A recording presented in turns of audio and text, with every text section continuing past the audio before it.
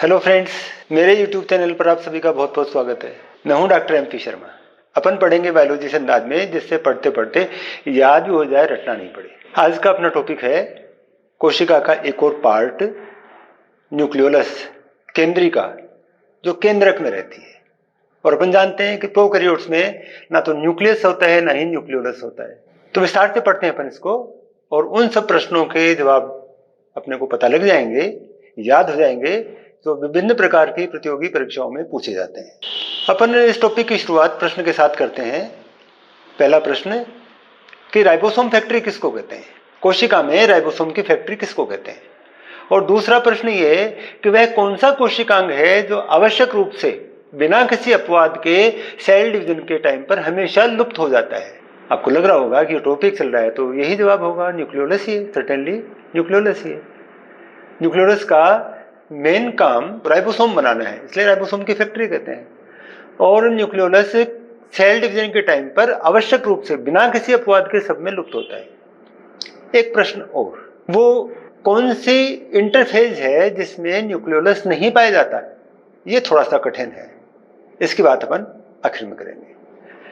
और इस टॉपिक में अपन उन सब बातों को पढ़ेंगे कि सेट क्रोमोसोम क्या है, फिर न्यूक्लियोलर क्रोमेटिन क्या किसको कहते हैं, न्यूक्लियोलस एसोसिएटेड क्रोमेटिन भी जिसको कहते हैं अपन, न्यूक्लियोसोम क्या होते हैं, कैरियोसोम क्या होते हैं, न्यूक्लियोलोनेमा किसको कहते हैं, और किन किन में ये एब्सेंट होता है।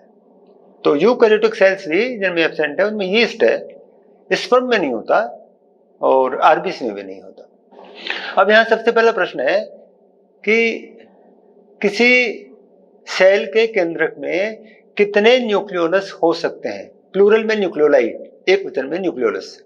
तो किसी न्यूक्लियस में कितने न्यूक्लियोलाई हो सकते हैं? एक है या बहुत सारे हैं? और उनके साइज क्या है?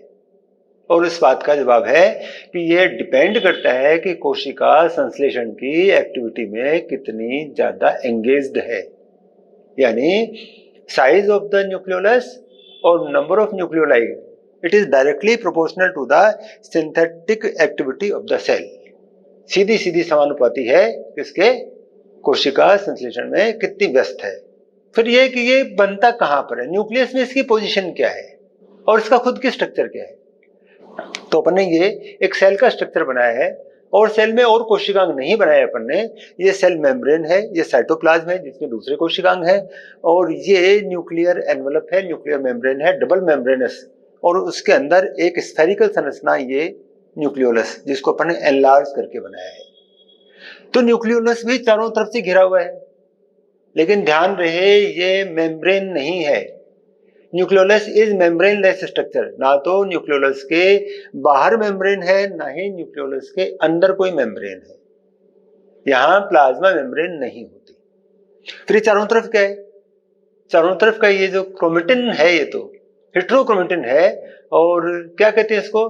पेरी न्यूक्लियोलर क्रोमेटिन, न्यूक्लियोलस के चारों ओर का क्रोमेटिन। और इसके अंदर भी ये ब्लैक कलर की लंबी लंबी छड़ के समान संरचना बना रखी है, यह इंट्रा न्यूक्लियोलर क्रोमेटिन, न्यूक्लियोलस के अंदर का क्रोमेटिन, और ये दोनों हेटेरोक्रोमेटिन है। यानी यहां पर उपस्थित डीएनए कोई संश्लेषण की क्रियाएं नहीं करता, इससे ट्रांसक्रिप्शन नहीं होता, ये आरएनए नहीं बनाता है। यहां पर ये जो पेरीन्यूक्लियोलर क्रोमेटिन है, यहां पर कैल्शियम आयन भी होते हैं जो इसको स्थायित्व देते हैं। फिर राइबोसोम कैसे बनेगा? तो इसके लिए ये जो लाल रंग का धागा सा बना रखा है, ये वो डीएनए है जो सक्रिय है और जिससे ट्रांसक्रिप्शन होता है, और इसको कहते हैं न्यूक्लियोलर ऑर्गेनाइजर या एनओआर, न्यूक्लियोलर ऑर्गेनाइजर। इसको एनआर क्यों कहते हैं? क्योंकि इसके चारों ओर न्यूक्लियोलस बनता है। तो न्यूक्लियोलस कहां बनता है? न्यूक्लियोलस एनओआर के चारों तरफ बनता है, और न्यूक्लियोलस इसके चारों ओर बनता है, इसलिए इसको एनओआर कहते हैं, न्यूक्लियोलर ऑर्गेनाइजर। क्या करता है ये एनओआर, और इसमें क्या होता है? तो एनओआर में multi copy gene, repeated gene होती हैं, एक के बाद में एक समान प्रकार के जीन है, पुनरावर्तित जीन कहेंगे हिंदी में जिनको, और ये जीन राइबोसोमल आरएनए का ट्रांसक्रिप्शन करती हैं। यानी इन जीन से राइबोसोमल आरएनए बनता है, और राइबोसोमल आरएनए की एक श्रृंखला बनती है। उस श्रृंखला के प्रोसेसिंग से ट्रांसक्रिप्शन के बाद में आरएनए सीधे काम नहीं आता, उसकी प्रोसेसिंग होती है। उसकी प्रोसेसिंग से 3 तरह का राइबोसोमल आरएनए बनता है, 28S, 18S और 5.8S। अपन जानते हैं एक 5SR आरएनए और होता है यूकैरियोट्स के राइबोसोम में, वो यहाँ केंद्रिका से बाहर यहाँ बनता है, यहाँ जो डीएनए है वहां से उसका ट्रांसक्रिप्शन होता है और वो बनकर यहाँ अंदर पहुंचता है। और ये चारों प्रकार के आरएनए खास तरह की प्रोटीन के साथ जुड़कर राइबोसोम की छोटी और बड़ी इकाइयां बनाते हैं। ये खास तरह की प्रोटीन ये साइटोप्लाज्म में बनती हैं। साइटोप्लाज्म से ये न्यूक्लियस में आती हैं और न्यूक्लियस से फिर ये न्यूक्लियोलस में पहुंचती हैं और वहां पहुंचकर आरएनए के साथ मिलकर छोटी और बड़ी इकाइयां बनाती हैं, राइबोसोम की सब यूनिट्स बनाती हैं। अब राइबोसोम की जो सब यूनिट्स हैं वो जो अभी प्रोसेसिंग में भी हैं, जो बन भी चुकी हैं, वो तो ग्रेन्यूल के रूप में दिखाई देती है। जो ये ग्रीन कलर की डॉट दिखाई दे रही है तो ग्रेन्यूल्स है, लगभग 150 से 200 एंगस्ट्रॉम मोटाई की। और ये जो ब्लू कलर की लंबी लंबी धारियां हैं ये फाइब्रिल्स हैं। ये फाइब्रिल्स हैं, ये प्रोसेसिंग के दौरान बन रहा आरएनए और प्रोटीन मिलकर राइबोन्यूक्लियोप्रोटीन की लंबी श्रृंखलाएं हैं। तो अंदर के भाग में ये फाइब्रिल्स ज्यादा है, ये तो फाइब्रिलर जोन कहलाएगा, और बाहरी भाग में ये ग्रेन्यूल्स ज्यादा है, ये ग्रेन्युलर जोन कहलाएगा। और जिनके अंदर ये फाइब्रिल्स और ग्रेन्यूल्स पाए जाते हैं उस भाग को पार्स एमोर्फा, ये एमोर्फस पार्ट है। तो वापस समराइज कर दूं, बाहर की तरफ ये हेट्रोक्रोमेटिन के रूप में पेरीन्यूक्लियोलर क्रोमेटिन जो अंदर की ओर भी निकला हुआ है। अंदर यहाँ पर ये इंट्रान्यूक्लियोलर क्रोमेटिन दोनों हेट्रोक्रोमेटिन है। ये यू क्रोमेटिन के रूप में एनओआर से राइबोसोमल आरएनए की श्रृंखला बनती है जिसकी प्रोसेसिंग से 3 प्रकार का 20S, 18S और 5.8S आरएनए बनता है। प्रोटीन यहाँ से बनकर यहाँ अंदर पहुंचती हैं और मिलकर ये राइबोसोम की छोटी और बड़ी इकाई बनाती हैं, इसलिए इसको अपन राइबोसोम की फैक्ट्री कहते हैं। ये इकाइयां यहाँ से बाहर निकलेंगी, फिर यहाँ न्यूक्लियस से बाहर निकलेंगी न्यूक्लियोपोर से होती हुई, और फिर राइबोसोम में प्रोटीन संश्लेषण में पार्टिसिपेट करती हैं। और संख्या और उसकी बात कर चुके हैं अपन कि कितनी होंगी, ये डिपेंड करता है कि कोशिका के संश्लेषण की एक्टिविटीज कितनी है।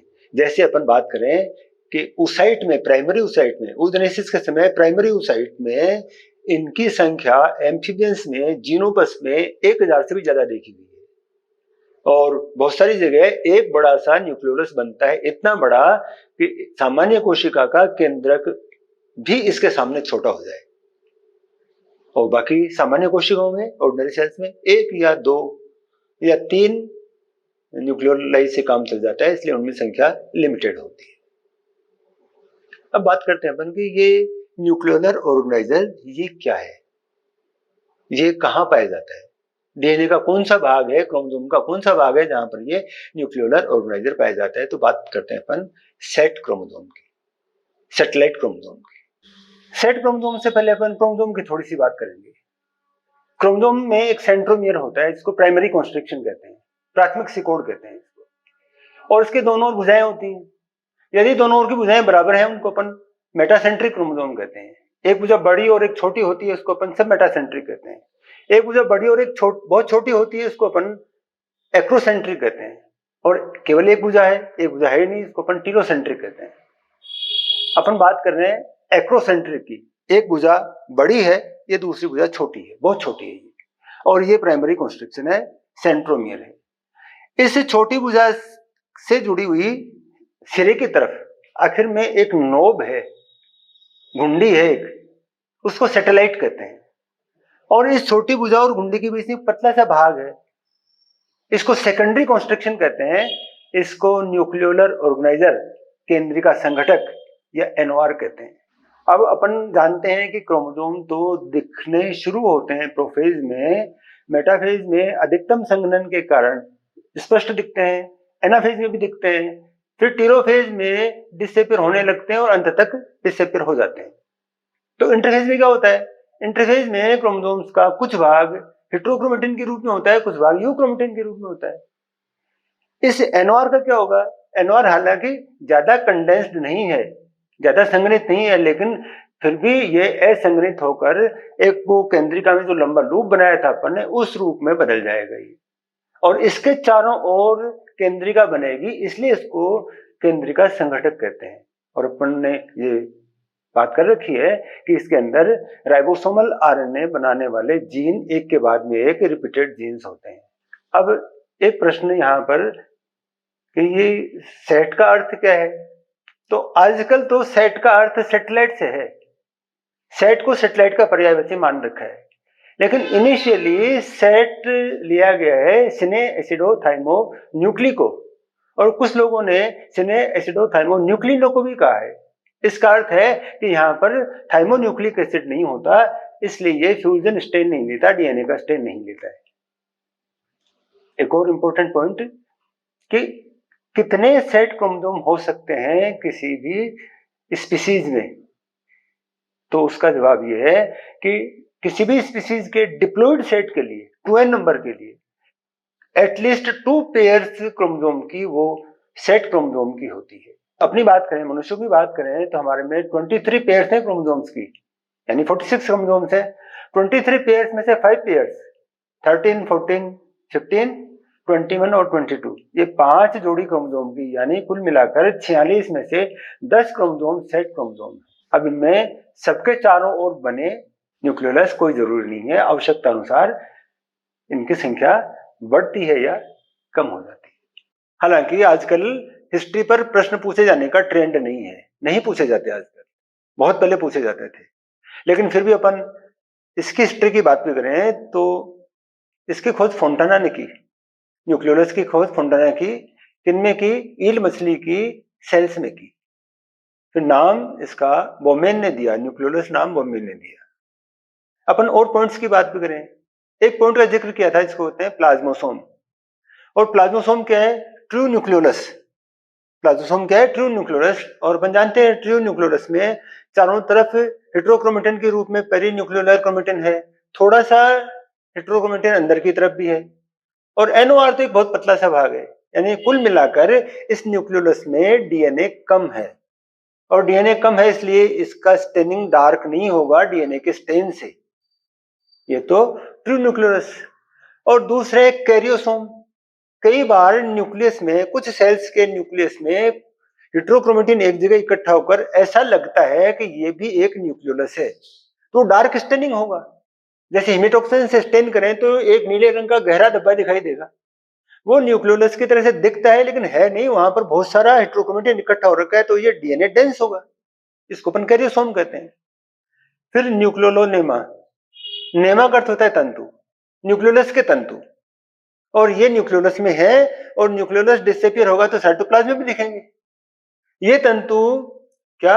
न्यूक्लियोलोनेमा, ये तंतु इंपॉर्टेंट पार्ट है न्यूक्लियोलस का, और आरएनए और प्रोटीन के ये तंतु हैं। फिर नेक्स्ट है न्यूक्लियोलस एसोसिएटेड क्रोमेटिन, न्यूक्लियोलस के साथ में जुड़ा हुआ क्रोमेटिन। तो अपन जानते हैं कि बाहर की तरफ पेरी न्यूक्लियोलर क्रोमेटिन, अंदर की तरफ इंट्रा न्यूक्लियोलर क्रोमेटिन, और एनओआर ये न्यूक्लियोलर एसोसिएटेड क्रोमेटिन कहलाते हैं। फिर नेक्स्ट है NOR is one of the late condensing parts. इस न्यूक्लियस में या किसी सेल में डिवीजन के टाइम पर डीएनए का कंडेंसेशन होता है, अपन जानते हैं ये। तो कुछ पार्ट तो जल्दी कंडेंस हो जाते हैं, जो फालतू पड़े हैं वो तो तैयार हो जाते हैं पहले ही, कंडेंस हो गए, क्रोमोसोम की तरह से कणिका के रूप में दिखने लगते हैं, लेकिन कुछ पार्ट लास्ट तक काम करते रहते हैं, और जब पूरी तैयारी और हो जाती है उसके बाद में उनका कंडेंसेशन होता है। तो इस तरह के पार्ट्स में से एनओआर भी है। एनओआर क्रोमेटिन के उन भागों में से है जिनका कंडेंसेशन लास्ट में होता है। क्योंकि न्यूक्लियोलस का काम राइबोसोम बनाना है, अतः ये टॉपिक राइबोसोमल आरएनए की बात के बिना पूरा नहीं हो सकता। तो आरएनए बनाने वाले जीन, मल्टीकॉपी जीन या रिपीटेड जीन या पुनरावर्तित जीन एनओआर भाग में होते हैं, और ये एनओआर का थोड़ा सा पार्ट है, डीएनए है, ये जीन्स है, एक के बाद में कई सारे जीन्स, अपन ने 3 जीन बनाए हैं, इधर भी है उधर भी है, कई सारे जीन्स हैं। अब ये ब्लैक कलर के तो जीन मान लिए अपन ने, ये सेंस स्ट्रैंड है ये, और बीच में ये ग्रीन कलर का ये वो डीएनए है जिससे आरएनए नहीं बनेगा, इसलिए इसको अपन ने कहा है non transcribed NTS, non transcribed spacer. वो स्पेसर स्पेसर किनको कहते हैं? जो काम करने वाला डीएनए है उसके बीच बीच में जो भाग काम नहीं करता है, जिससे आरएनए नहीं बनता, उनको स्पेसर कहते हैं। तो नॉन ट्रांसक्राइब्ड स्पेसर है। तो इस भाग से आरएनए पॉलीमरेज से ही आरएनए बना, और इस आरएनए का सेडिमेंटेशन कोफिशिएंट है 45S। इस आरएनए की स्ट्रक्चर देखते हैं, फिर इसकी प्रोसेसिंग की बात करते हैं। तो इसमें 5 सिरे पर और 3 सिरे पर वो पार्ट है जो जीन का पार्ट नहीं है, यानी इससे इसका कोई उपयोग नहीं है, इसको हटाया जाएगा। इनको ईटीएस कहते हैं, extra transcribed spacer. Extra transcribed spacer. तो इस आरएनए की प्रोसेसिंग होगी 45S की, तो इस ब्लू पार्ट को इसको हटा दिया जाएगा। फिर बच गया यहां से लेकर यहां तक का भाग। इसमें भी ये दो पार्ट हैं, उसमें आईटीएस कहते हैं इनको। ये इंटरनल ट्रांसक्राइब्ड स्पेसर है, यानी ये एक्स्ट्रा ट्रांसक्राइब्ड स्पेसर ये यहां से बना, ये भी यहां से बना, लेकिन और आगे इनका यूज नहीं है। ये स्पेसर है, तो इनको तो हटाया जाना जरूरी है प्रोसेसिंग में।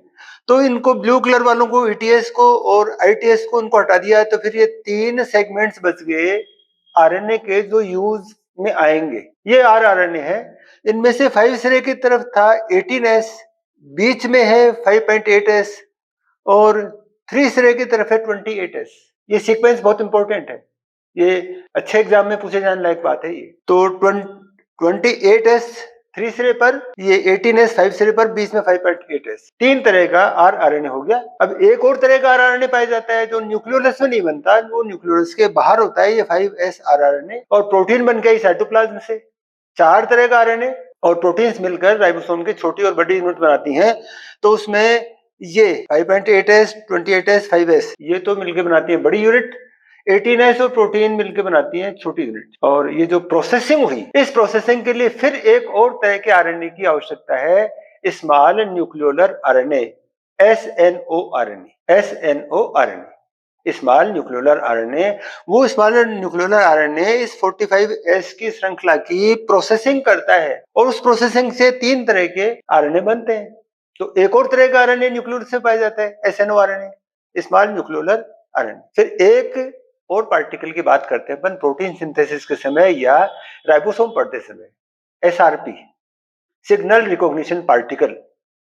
ये एक सिग्नल हाइपोथेसिस है और इसके लिए नोबेल पुरस्कार मिला था। तो सिग्नल रिकॉग्निशन पार्टिकल भी बनते हैं न्यूक्लियोलस में, और ये भी आरएनए और प्रोटीन के पार्टिकल्स हैं, ये मिलकर बनते हैं न्यूक्लियोलस में। इसका SRP का आरएनए बनेगा, प्रोटीन आएंगी बाहर से, और ये पार्टिकल बनके साइटोप्लाज्म में जाएंगे और वहां प्रोटीन सिंथेसिस में हेल्प करेंगे। तो इस प्रकार इतनी तरह के आरएनए पाए जाते हैं इस न्यूक्लियोलस में, इतनी तरह का काम करता है ये आरएनए। अब एक पॉइंट, और वो पॉइंट कौन सा, हमने बात की थी कि कौन सा इंटरफेज ऐसा है जिसमें न्यूक्लियोलस नहीं होता, और वो इंटरफेज है फर्स्ट मियोसिस और सेकंड मियोसिस के बीच का, 2 डिवीजनों के बीच की अवस्था को अपन इंटरफेज कहते हैं। तो फर्स्ट मियोसिस और सेकंड मियोसिस के बीच की अवस्था को इंटरफेज कहते हैं, लेकिन ज्यादा बढ़िया नाम है इसका इंटरकाइनेसिस। इस इंटरकाइनेसिस में न्यूक्लियोलस नहीं अपीयर होता, इस समय इसको काम करने की आवश्यकता नहीं है, क्योंकि बहुत सारे राइबोसोम पहले ही बनाए जा चुके हैं और इतना समय भी नहीं होता कि ये बनकर वापस से काम कर सके, इसलिए इंटरकाइनेसिस में न्यूक्लियोलस नहीं होता। फिर इंटरकाइनेसिस से एक विशेषता और है, हम तो वो चीज पढ़ते हैं जो हमारे एग्जाम के लिए इंपॉर्टेंट है, हमारे प्रश्न के रूप में पूछी जा सकती है। तो इंटरकाइनेसिस में एक संरचना जो यूजुअली होती है इंटरफेज में, वो तो यहाँ नहीं होती, वो तो न्यूक्लियोलस है, और एक जो नहीं होती है यहाँ होती है, वो स्पिंडल फाइबर और एस्टर्स है। एस्टर्स और स्पिंडल फाइबर्स नहीं होते हैं इंटरफेज में किसी कोशिका में, लेकिन ये जो इंटरफेज है इसको इंटरकाइनेसिस कहते हैं, उसमें ये दोनों चीजें, कौन सी दोनों, एस्टर और स्पिंडल फाइबर पाए जाते। तो इस प्रकार अपन ने डिटेल में पढ़ लिया है न्यूक्लियोलस को, किस लेवल तक का, कि जिसमें ऑनर्स के सारे क्वेश्चंस, जिसमें नीट के सारे क्वेश्चंस अपन हल कर सकते हैं, और छोटी एग्जाम के तो कर ही सकते हैं, और इस प्रकार अपन सारे प्रश्नों के जवाब बहुत आसानी से दे सकते हैं। हमने टॉपिक को समझ भी लिया है, हमारे याद भी हो गया। अब चलते चलते एक बात और कहूँ आपसे कि यदि ये टॉपिक आपको पसंद आया हो तो उसे लाइक करना, शेयर करना और सब्सक्राइब करना न भूलें। साथ ही अपने कमेंट्स अवश्य दें, आपका हर कमेंट मेरे को अच्छा लगेगा, और आपके हर क्वेरीज का मैं जवाब कमेंट बॉक्स में जरूर दूंगा। तो चलिए मिलते हैं नए वीडियो में एक नए टॉपिक के साथ में, तब तक के लिए बाय।